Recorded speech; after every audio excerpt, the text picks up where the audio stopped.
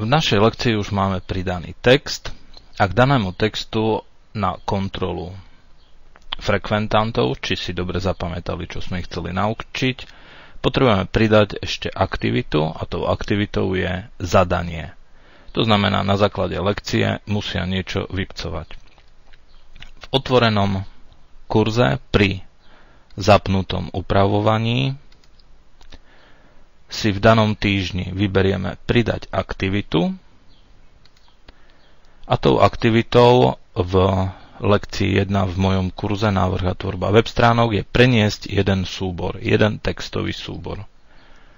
Vyberiem si, názov zadania dám veľmi výstižný, zadanie 1 a do poľa popis vložím, čo frekventant má spraviť, čo má vypracovať. Takže pomocou otázok v lekcii 1 a tak ďalej a tak ďalej.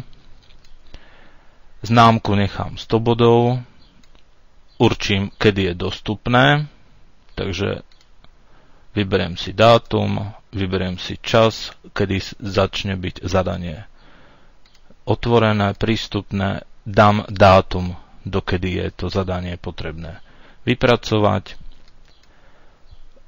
Nechám zvolenú voľbu, že nebudem predchádzať neskorým odovzdávaním zadaní, čiže frekventanti môžu aj neskôr odovzdať zadanie ako po tomto termíne.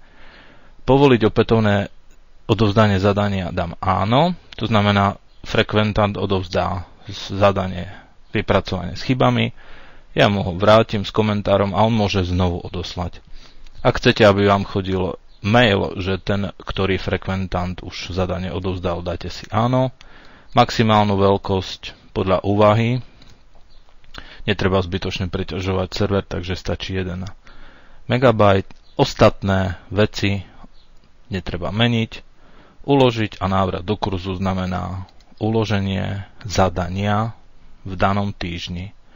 Takže frekventant zajtra ráno, keďže dnes je 5. apríla, či 6. To je jedno. Takže dnes je 5. apríla, takže zajtra od 8. môže začať pracovať na tomto. Ak by ste potrebovali niečo zmeniť, že sa vám stalo, že ste sa zmýlili, vrátim sa naspäť. Môžete to spraviť tak, že v kurze aj pri vypnutom upravovaní kliknete na zadanie 1, nájdete tlačidlo vpravo hore aktualizovať zadanie a môžete upraviť čo? Buď prepracovať dátum, buď prepracovať text.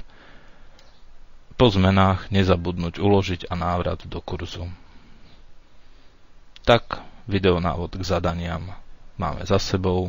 Želám veľa úspechov pri pridávaní zadaní.